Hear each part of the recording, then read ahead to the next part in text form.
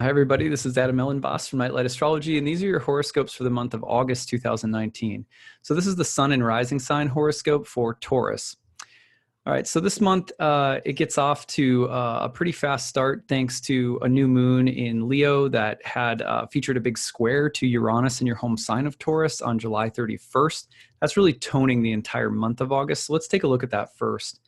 So this was a new moon that landed in your fourth house, a house that's related to home, family, property, roots, even your ancestral karma. So there's a lot of focus on home this month, property this month, even family matters. That being said, it is not necessarily going to be easy or smooth sailing, because the square to Uranus in the first house suggests that the unit's home, a personal revolutionary moment that's been happening for you ever since May of 2018 when Uranus entered your home sign. This new moon is basically coming through the fourth house in a way that there's personal transformation, growth happening right now for you. It's very personal with the first house Uranus. It's related to home, family, and roots at the same exact time, and so there's probably it's probably a little disruptive. For example, right now, as I'm a Taurus rising, I look at my Taurus horoscope, my house is being worked on, right? So this month it's like kind of chaotic in my immediate environment, and yet there's a lot of personal changes unfolding for me pretty rapidly as well. So, that's the kind of energy where the roots are being maybe shaken up a little bit. It's a personal change that's affecting things right around the roots, around home, family, parents, property, etc. So hopefully that's clear enough. Now, as the month goes on, there's a couple of interesting transits that I have my eye on. I try to narrow them down to what I feel is most important. Around the 6th to the 8th, Venus and the Sun in Leo are going to be moving through trines to Jupiter in Sagittarius in the 8th house. This is actually a nice little window here for some really positive and beneficial things coming through. Trines to Jupiter from the Sun and Venus. That's pretty positive generally. Fire signs are very idealistic, so you're looking at things that might support your vision, things that might support growth and development. There could be some expenses involved with Jupiter in the 8th house, some cost involved. There might be some bills due, but generally you're looking at growth and something that's kind of flowering and finding or receiving support relative, again, to home, family, roots. The support in the 8th house typically comes from other people. It could come from a spouse or a lover getting a promotion, or the assets or resources of someone else coming in to help somehow. And it could sometimes have something to do with inheritance even, or even the topic of generational change or even death in the family, but there's a ring of positivity in the air around it. So that comes through around August 6th to the 8th. Then we go forward, and from like the 11th to the 15th, we're in this nice little window where Venus is going to go through a cazimi with the Sun, and taking us all the way up to the full moon. Now, Venus-Sun cazimi in the fourth house, again, generally would point towards a potentially very empowered moment around home, around family, around the aesthetics of your environment, how beautiful something is around you. For example, this is probably about the time when they'll finish redoing our kitchen, right? So it's not a huge project, but it's, it'll probably look and feel a lot better, and it'll be kind of like, this kind of empowered Venusian moment in the home. So as a Taurus rising, that's like what I'm thinking of.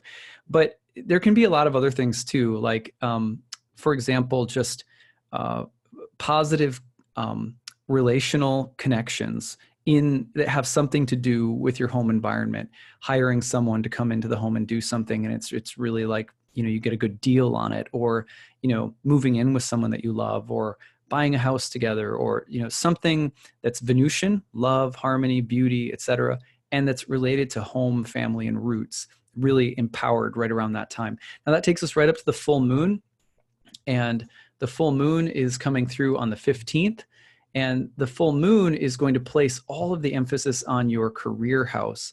So this is like, peak moment of growth and development, and maybe even tension a little bit between work and the home and family, as it's opposing all of those planets in Leo down in the fourth house.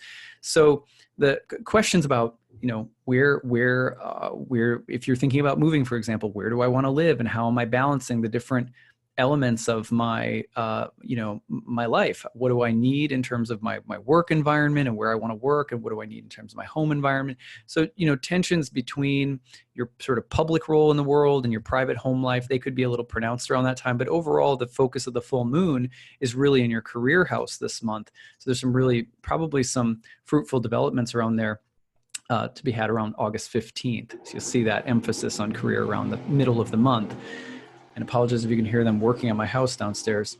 So, and then let's see, we're going up all the way until about the 18th, right? Right around the 18th, the planet Mars is going to move right into Virgo. You see it right there at the very end of Leo. It's going to pop into Virgo. And then what happens is you're going to see a whole bunch of planets starting to move into Virgo. So, for example, around the 23rd, 24th, you're going to see Venus conjoin with Mars as the sun enters Virgo. And then on the 29th of the month, you're going to see Mercury pop into Virgo where it's exalted. And then the moon will make a new moon on the 30th. So from the 18th through the end of the month, it's like a big pile up in Virgo. Okay, so that lands in your 5th house, which is the house of children. If you have children, you might see that there's a big emphasis starting to be placed on your kids. For example, if they are going to school, or if you're having a kid or getting pregnant. I mean, just anything around kids could really step up towards the end of the month, taking you all the way through September. On the other hand, the emphasis on the 5th house in general is you think of it as the joy of Venus.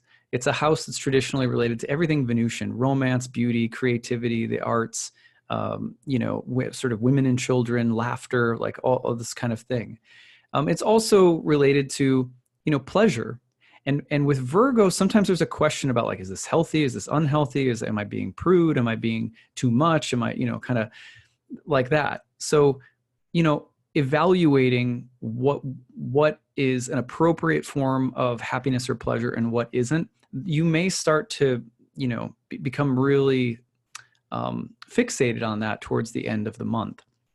And that'll take you forward through September. The other thing is that the 5th house Virgo is often a craftsman or a craftswoman, where there's just this emphasis on fine-tuning a creative ability of some kind. And you may see that becoming more prominent towards the end of the month as well.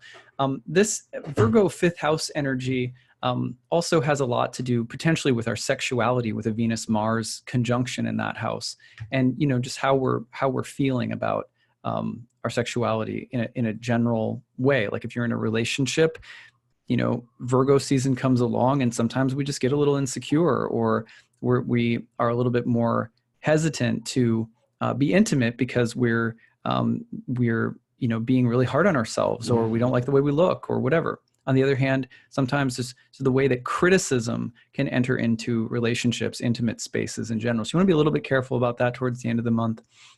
But otherwise, you look at this energy as potentially very productive, earthy and productive, and more detail-oriented, but also, trying to figure out probably how to have a good time and how to make, sometimes it's one of those times at the kind of end of summer cleaning where you're trying to organize and figure out how to reprioritize your time and energy so you can actually enjoy yourself more. So look for that at the end of the month. All right, that's what I've got for you, Taurians. Let me know how things go. I'd love to hear your stories as usual, and I'll look forward to seeing you again in September. Take care.